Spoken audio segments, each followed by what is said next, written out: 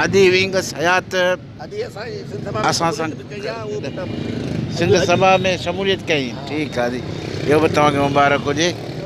आदि तव्हां भला कीअं था महसूसु कयो हे मिसिंग पर्सन जा मामला?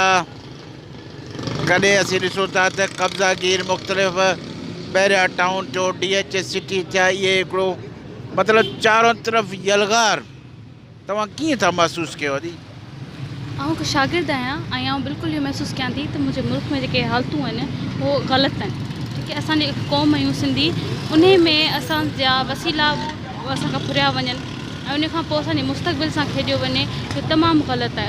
असां शागिर्द, असां वकील जेके मुस्तक़बिल जा ठाहींदड़ आहियूं, असीं पंहिंजी क़ौम जे मुस्तक़बिल जा ठाहींदड़ आहियूं, उन्हनि खे ईअं दॿायो वञे, हुननि जा वसीला खयां वञनि ऐं उन खां पोइ उन्हनि खे चयो वञे त कुझु बि न, त उहो केतिरो बि कुझु कनि, असीं पंहिंजे वसीलनि खे वठण लाइ असीं कुझंदासीं, जिदोजहद कंदासीं, पंहिंजी जारी रखंदासीं। ठीकु आहे आदि, महिरबानी। नाज़रीन, साईं लतीफ़ फयाज़ पंवर असां सां गॾु आहे, राइटर आहे साईं। अचो त साईं खां थोरो पुछूं। साईं भला हे जेको मिसिंग पर्सन जो हिकिड़ो सिलसिलो आहे, जेको असां ॾिठो त बलूचिस्तान खां शुरू थियो, सिंध खां टपींदे ख़ैबर पख्तूनख्वा ताईं पहुची वियो आहे, हिकिड़ो असां सम्झूं था त पाकिस्तान जो वॾे में वॾो अलमियो इहो ई आहे। तव्हां कीअं था ॾिसो हिन सॼे मामले खे? हीअ सॼी जेका सीनरी आहे, दुनिया जूं जेके बि जंगियूं थियूं आहिनि, असां सियासी कारकुन आहियूं, असां मुतालो कयो आहे त उहे मुआशी मफ़ादनि जूं फुरलुटियूं जंगियूं आहिनि। हीअ बि सॼो उहो फुरलुटियो निज़ाम आहे, उनजी हिकिड़ी जेका आहे सा प्रॉक्सी वार हले थी। बहरहाल स्टेट छा पई चाहे, रियासत असांजी आहे, हिन जी वारसी असीं पाण कंदासीं, असां कई आहे, असां क़ाइदे आज़म ॾिनो, असां फातिमा जना ॾिनी, असां बेनज़ीर ॾिनी, असां ज़ुल्फ़कार अली भुट्टो ॾिनो, जंहिं आमरियत जे चंबे मां पहिरियों दफ़ो पाकिस्तान खे छॾाए हिते जमहूरियत जा बुनियाद विधा। उन्हनि माण्हुनि असां GM सैद ॾिनो, असां GM सैद ॾिनो जंहिं पहिरीं करारदाद पास कराई। उन्हनि माण्हुनि सां ईअं ज़ोरी खंभे हिकिड़े फाशिस्ट रवैये तहत उन्हनि खे खंभे गुम करणु, बेवाहो जिथे किथे मारे छॾणु, ड्रिल करणु, ही फाशिज़म आहे। ॾाढा आवाम सां ॾाढो कोन हलंदो। असांखे रियासत लाइ एतिराम आहे, रियासत असांजी माउ आहे, असां रियासत में रही करे ही पुरअमन जमहूरी जिदोजहद उन जी हिमायत कयूं था, मुकमिल तौर ते हिमायत कयूं था ऐं गॾु आहियूं।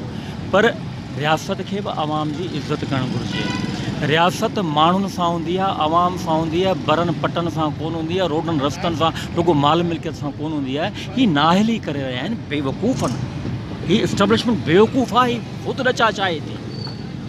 हिननि खां मथे ॿिया वेठा आहिनि, हिननि जा वॾा हे छोटू आहिनि, हे कुझु बि कोन्हनि, हे छोटू हिननि खां मथे न ॿिया लोफर वेठा आहिनि।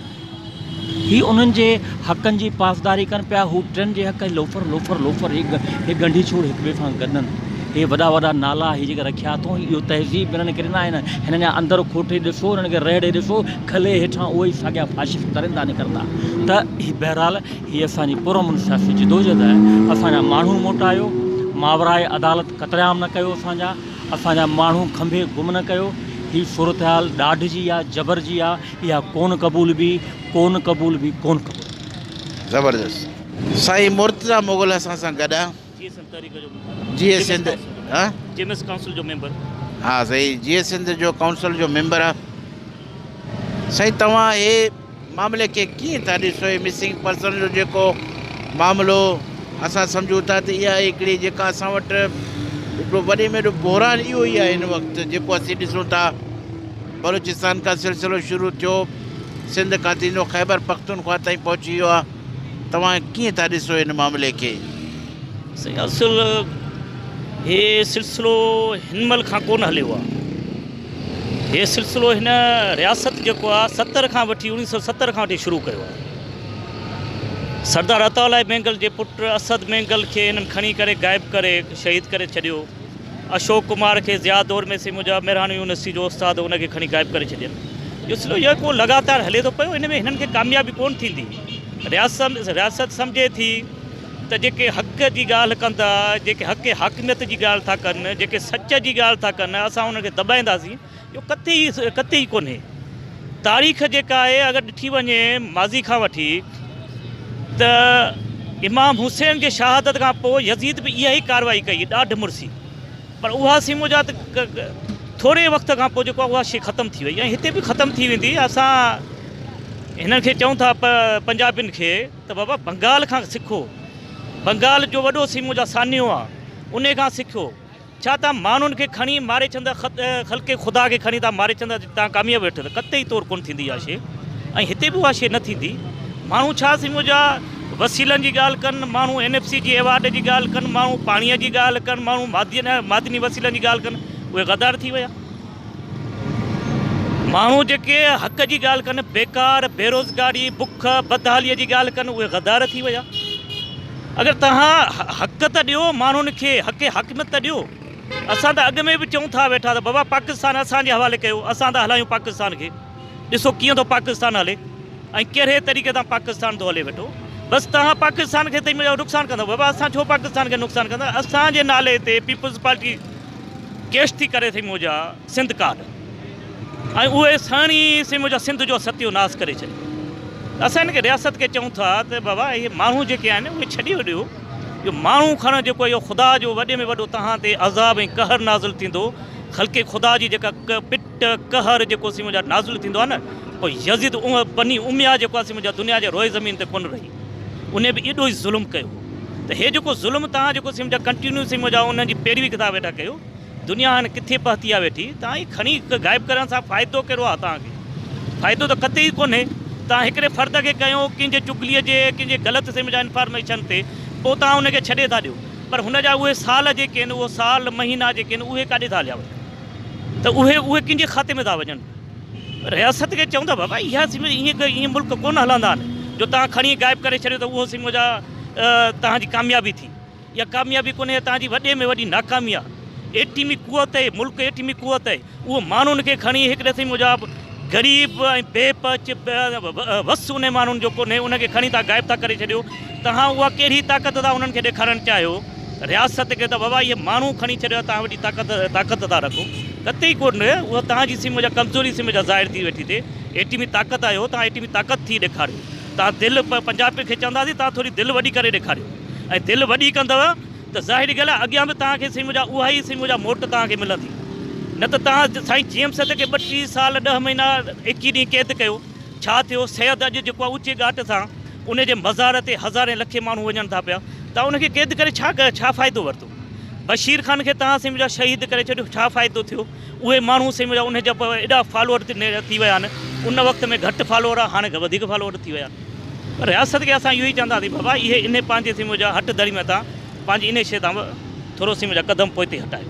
इहो तव्हांजो ई फ़ाइदो आहे। इन में तव्हांजी सी मुंहिंजा चङु मुड़सी आहे। ऐं तव्हां थी ॾेखारियो, मुस्लमान थी ॾेखारियो। तव्हां भला उहो सी मुंहिंजा मुल्क वारी ताक़त वारी हट दर वारी उनखे छॾे करे भला मुस्लमान त थियो।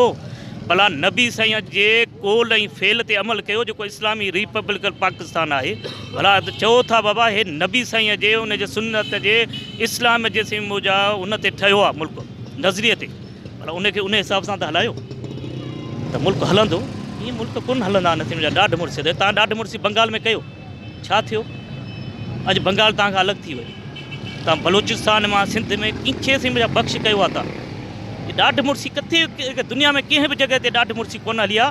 हिटलर ॾाढ मुड़सी कई यूरोप में, भला घणो टाइम हलियो हिटलर जी ॾाढ मुड़सी। मेसूने जी ॾाढ मुड़सी घणो वक़्तु हली। जिथे बि डिक्टेटर आया आहिनि उन्हनि जी ॾाढ मुड़सी थोरो वक़्तु हलंदी आहे। ज़ुल्म जेको आहे, ज़ुल्म जी हिकु हद आहे। उहा हद जे महिल मुंहिंजा उहा क्रॉस कंदी आहे त कुदरत जो कानून, कुदरत जो पंहिंजो एक्शन जेको आहे उहो सी मुंहिंजा उन ते हलंदो आहे ऐं उहा शइ ख़तमु थी। ऐं मौजूदा हालत में असीं ॾिसूं था त सिंध में हिकु त मिसिंग पर्सन जो मसइलो, ॿियो जेकी आहिनि मलिक रियाज़ जहिड़ा माण्हू, कॾहिं पहिरियां टाउन जो प्रॉब्लम, DHA सिटी, ज़ुल्फ़ाराबाद, इहे सभु कब्ज़ागिरीअ जा मनसूबा आहिनि। मौजूदा वक़्त में असां ॾिठो आहे त जेकी असांजा ख़ासि तौरु क़ौम परस्त असांजा पार्टी आहिनि, जीअं सिंध जा 10 धड़ा आहिनि, मुख़्तलिफ़ क़ौम परस्त पार्टियूं, हर को पंहिंजो झंडो खणी बीठो आहे। छा इहो वक़्त जी ज़रूरत कोन्हे त इहे सभु हिकिड़े प्लेटफार्म थी गॾु थियनि, सिंध जी बका जे लाइ, सिंध जे हक़नि जे लाइ मुश्तरिका जदोजहद कनि? तव्हां कीअं था सम्झो इन मामले खे? साईं GM सैद जे वक़्त में, आख़िरी वक़्त में साईं GM सैद पंहिंजे हूंदे पंहिंजे निगरानी में रहबर कमेटी ठाही 2 धरनि ते। उन वक़्त में 3 धरा हुआ, कॉन्ग्रेस पार्टी, जीएस सिंध महाज़ ऐं जीएस सिंध तहरीक। उन 3 धरनि खे जेको आहे साईं नालो ॾियारियोसीं मौजा रहबर कमेटी। उहा रहबर कमेटी सिंध जे हक़नि जे हवाले सां, सिंध जे वसीलनि जे हवाले सां स्ट्रगल करे पई पई, हड़तालूं बुख हड़तालूं तमामु ज़बरदस्त थियनि पियूं पई। त हाणे ज़रूरत आहे, वक़्त जी ज़रूरत आहे त जेके बि धरा आहिनि, ठीकु आहे, हर को पंहिंजे प्लेटफॉर्म ते पाण कमु थो वेठा कनि, सही आहे, गुड। पर ॻाल्हि इहा आहे त जॾहिं सिंध जी मुंहिंजा ॻाल्हि थी अचे, सिंध जे हाकिमियत जी ॻाल्हि थी अचे, सिंध जे वसीलनि जी ॻाल्हि थी अचे, त असांखे वेहणु घुरिजे, असांखे दिलि गुर्दो वॾो करणो घुरिजे। ऐं असां गॾु जॾहिं थींदा हुआसीं, जॾहिं असां ताक़त में ईंदा हुआसीं, तॾहिं असां पंहिंजा वसीला वापसि करे सघूं था। असां हाकिमियत जी ॻाल्हि करे सघूं था। जेका ताक़त जेका आहे, ताक़तवर आवाज़ जेको आहे, उहो ई कुझु न कुझु सही मुंहिंजा रिज़ल्ट ॾींदो आहे। बाक़ी रहियो सुवाल मलिक रियाज़ जो, पीपल्स पार्टी सिंध खे माल गनीमत सम्झो आहे, सिंध खे लुटे फुरे भुटे जे नाले ते उन सत्यो नास करे छॾियो आहे। सिंध खे, सिंध में बुख, बेरोज़गारी, बदहाली जेको आहे उहो पीपल्स पार्टीअ जी इनायत आहे। इहो तोहफ़ो आहे सिंधी माण्हुनि खे। ॻाल्हि इहा आहे साईं मलिक हिनखे पीपल्स पार्टी खे बि त सिंधी वोट था ॾियनि साईं। साईं सिंधी न त वोट ॾिनो त बाबा तव्हां असांजी नुमाइंदगी कयो, पर सिंधियुनि वोट ईअं त कोन ॾिनो त तव्हां मुंहिंजा सिंध जो आहे कंहिं बिल्डर खे खपाए छॾियो, या तव्हां मुंहिंजा विकिणी छॾियो, कारूं जर विकिणी छॾियो, ॿियो मादनी वसीला विकिणी छॾियो।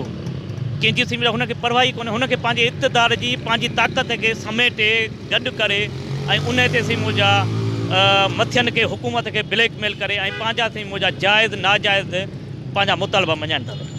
ॿियो कुझु कोन्हे। सिंधी माण्हू जेके आहिनि, जेके ग़ुलाम आहिनि, ऐं ज़ाहिरी ॻाल्हि आहे ग़ुलाम जी सोच जेका आहे, सवाइ पंहिंजे मानीअ जे सी मुंहिंजा इहा हद आहे मानी, त मूंखे मानी मिले, पोइ बसि उहा ॿी सोच ई नथो रखे सिंधी माण्हू। ऐं माण्हू सिंधी ग़ुलाम आहे ऐं उहा सोच उनजी उते महदूद थी। महिरबानी। नाज़रीन, सिंध सभा जे एहतजाजी कैंप में असां साईं इनाम अब्बासी ऐं ॿिया जेके हिते एहतजाज लाइ वेठा हुआ, उन्हनि सां असां तव्हांजी ॻाल्हि ॿोल कराई, त उन्हनि जूं ॻाल्हियूं ॿुधियूं। इहो हिकिड़ो वॾो मसइलो आहे ऐं असां सम्झूं था त सिंध जो हींअर वॾे में वॾो मसइलो मिसिंग पर्सन जो मसइलो आहे ऐं इनखे हल थियणु खपे। ऐं हे जेकॾहिं माण्हू हिते एहतजाज था कनि त हिननि जो बि पुरअमन एहतजाज आहे। हिकिड़ो हिन जो मुतालबो आहे, सिंपल मुतालबो आहे, जाइज़ मुतालबो आहे।